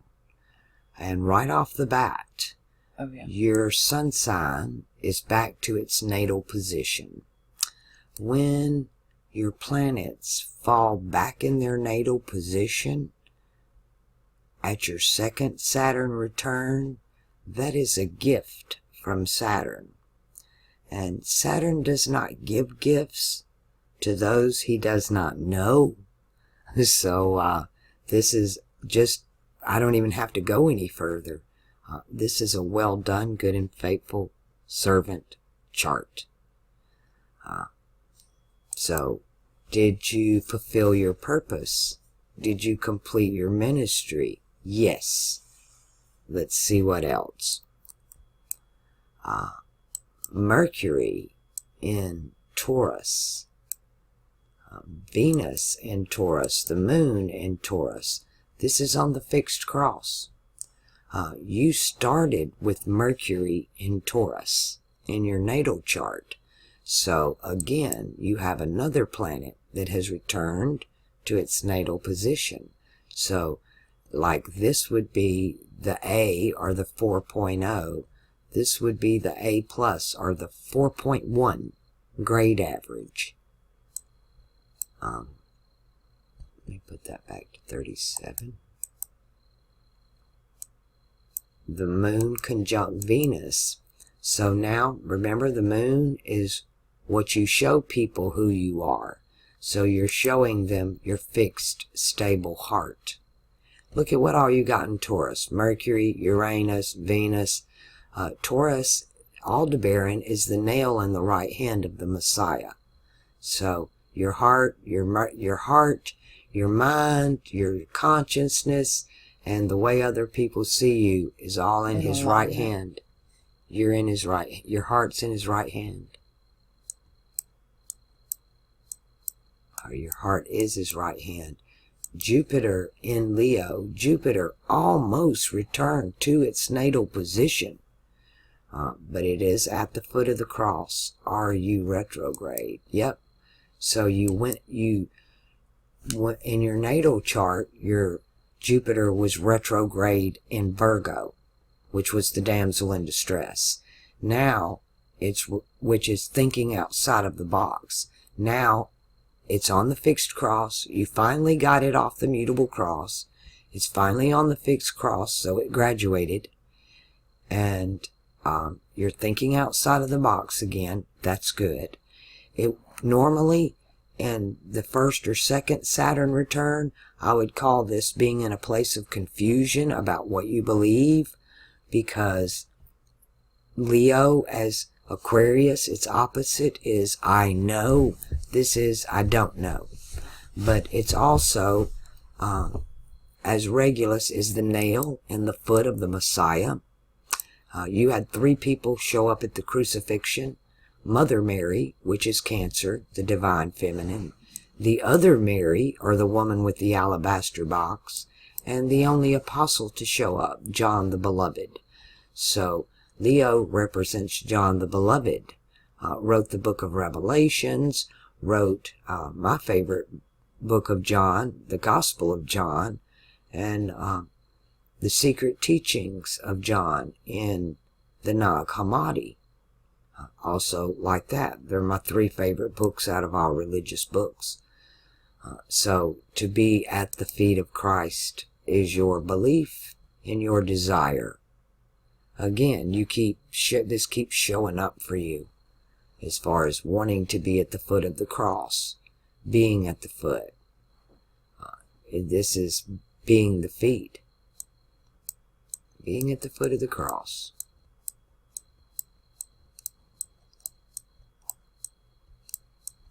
Everything just bunches up for you. Mars, in the mutable sign. This is not great. At least he's not retrograde there. So you're over the depression. You conquer that. But Mars here can be what I call emotionally unstable. Mars, your emotions in a water sign. He's debilitated in the water of Cancer. But here, because it's the mutable cross, it's more of you're emotionally really, really happy or really, really sad. It almost comes off as bipolar from one extreme to the other, because it's mutable, it's changeable, adaptable. This is the sign of the adept, so adaptable, which can be a good thing.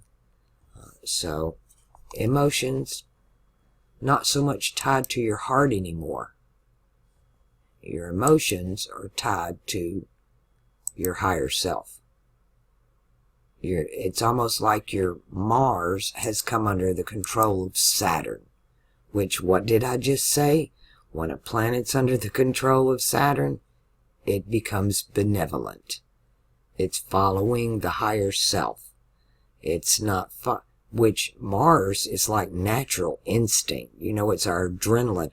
Our chakras are connected to our glandular system, our endocrine system. When you have Cancer, you go to an endocrinologist because your chakras are off and your glands are not doing what they're supposed to do. Well, Mars rules the adrenal gland, and that's where you get scared, fight or flight, right? That instinct, that reptilian instinct is triggered by the adrenaline of Mars. So to have Mars under the control of Saturn, you don't have that fight or flight. It's calm, cool, collected. Your emotions are following your higher self. What more greater thing to ask of an Aries Do you know how hard that is for somebody on the cardinal cross, Aries, to submit your emotional self under the control of your higher self? That's awesome. I would like to have that. I actually have Mars, Saturn, and the Sun all in my first house. Any of these retrograde, no Mercury, no Venus, all looks good. Those three are the ones that matter. Mars, Mercury, and Venus, they hurt the most when they're retrograde. Jupiter, retrograde, benefits you.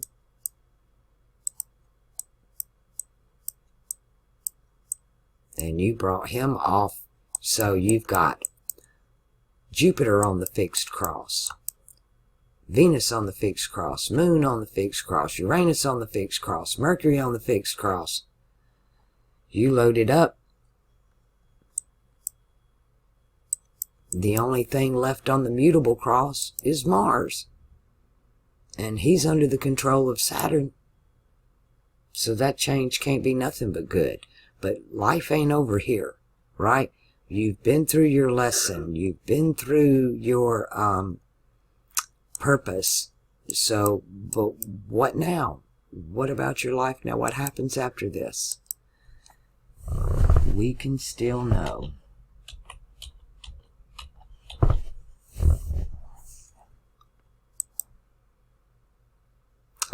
Back into the groupthink. This again in that red letter church area. Is he retrograde? 07266. No, not retrograde.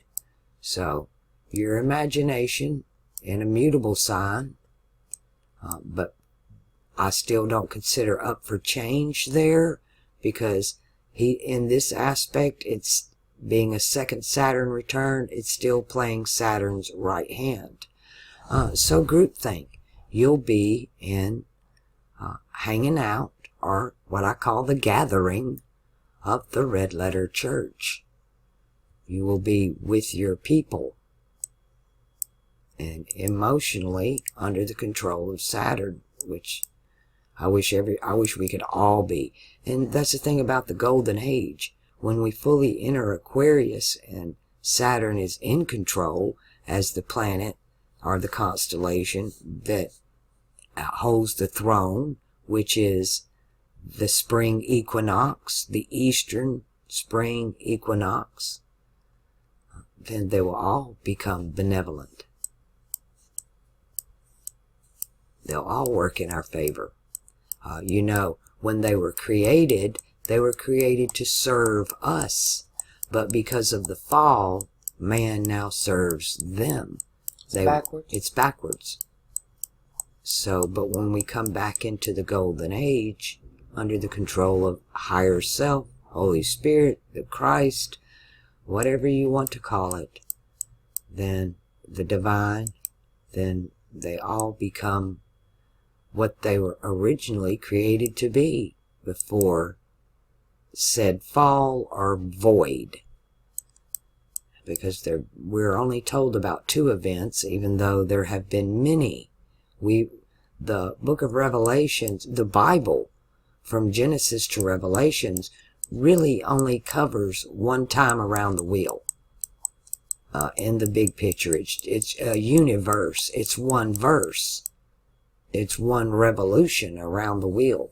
From in the beginning, Aquarius, to in the end, Aquarius. New heaven, new earth. We're told about one time around. And that takes how long? 25,000 years. Okay. Approximately. You get, it's 360, the way we do it by our math is 360 degrees times 72. And that's your number of years. Alright.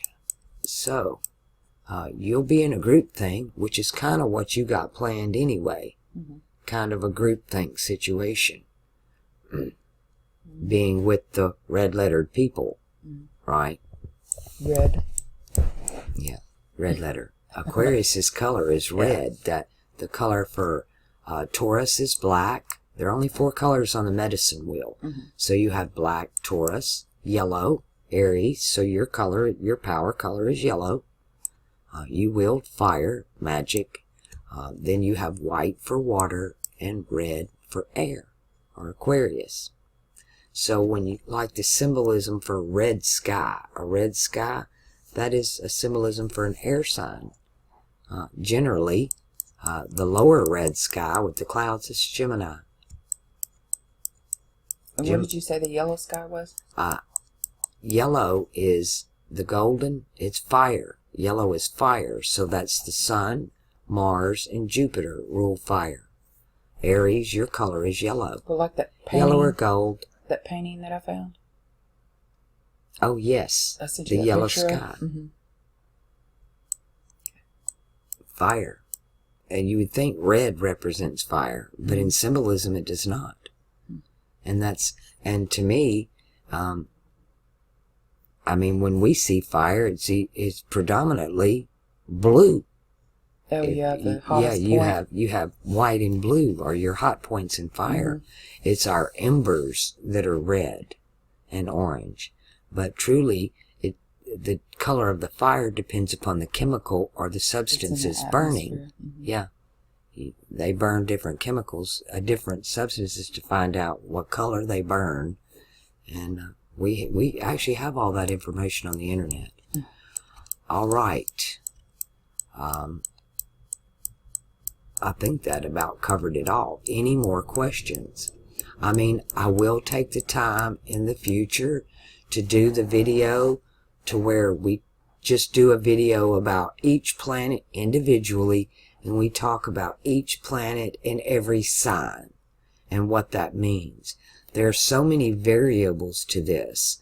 There are wheels within wheels, and it's taken me a long time to get there.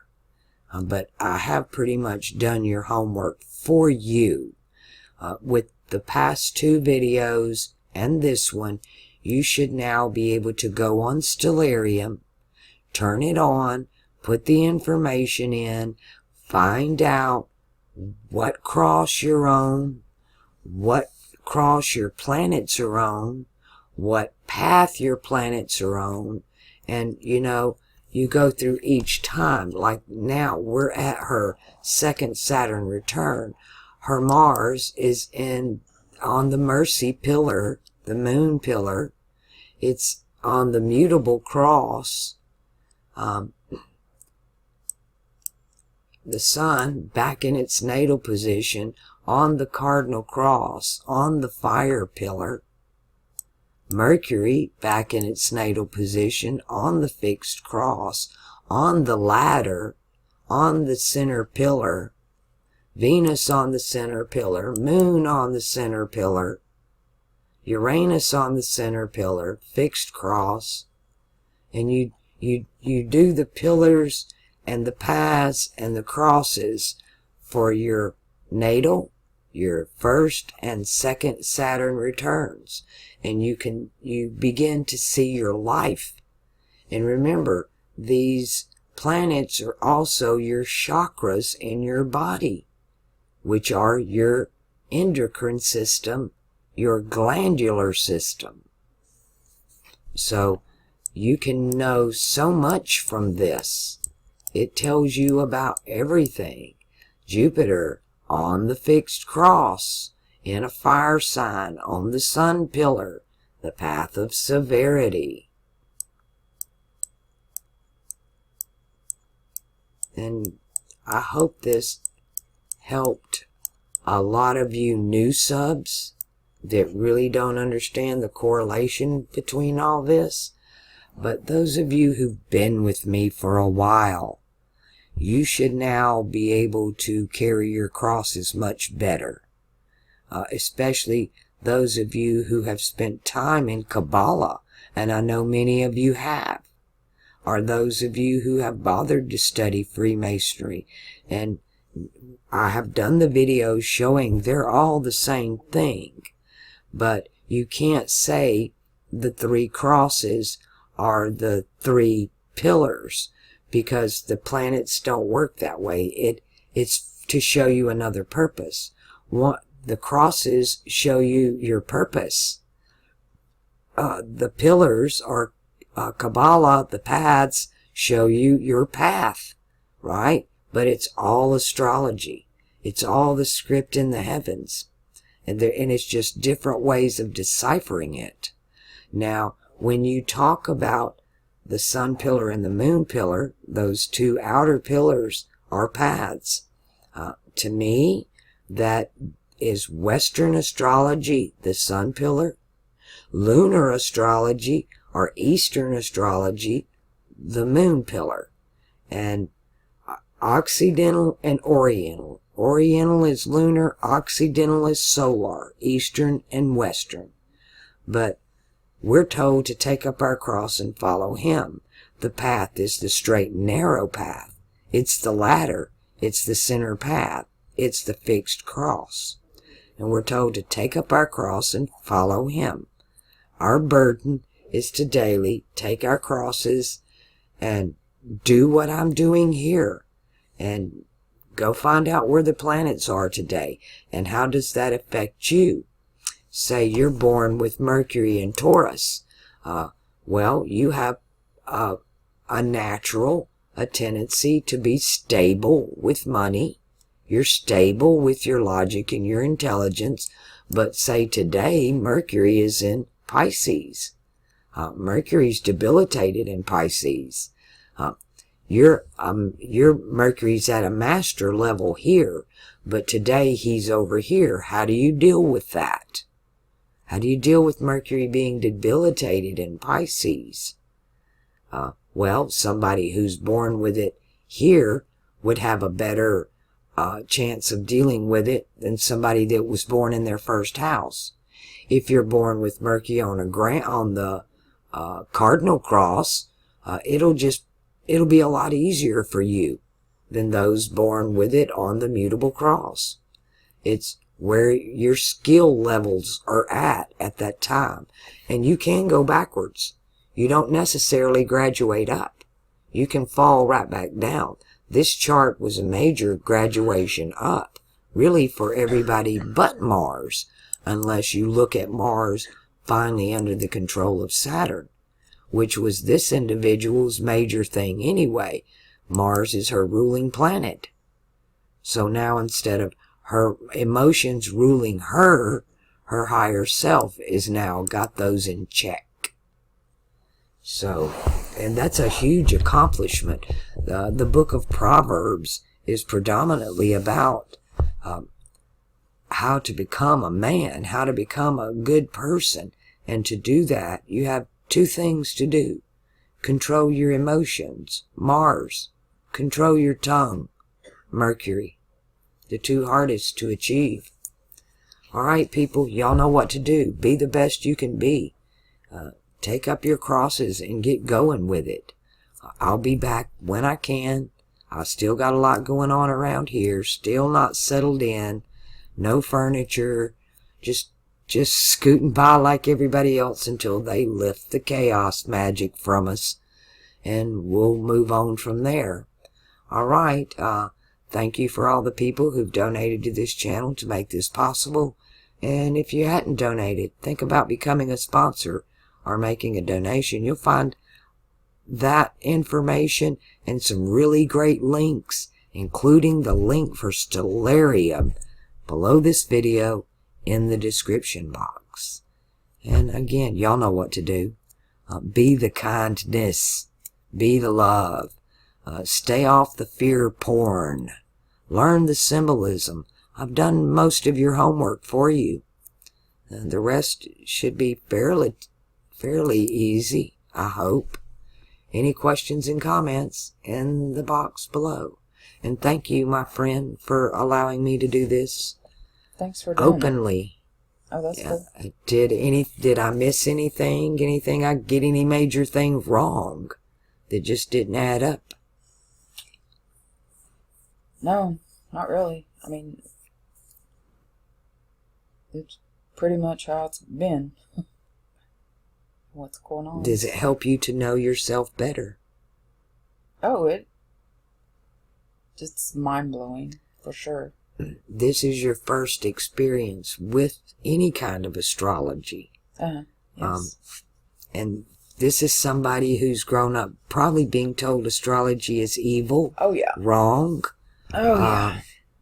She has no idea about Western or Eastern astrology at all. And this is different from both of those. So, oh, yeah. I've, yes, definitely been against it. Not myself. But been taught. Oh, yeah. And the collective that teaches astrology is bad. Yes. Yes. All right. Well, maybe we'll do some more videos together in the future. And y'all all don't just have a great day. Go make the day great. Oops.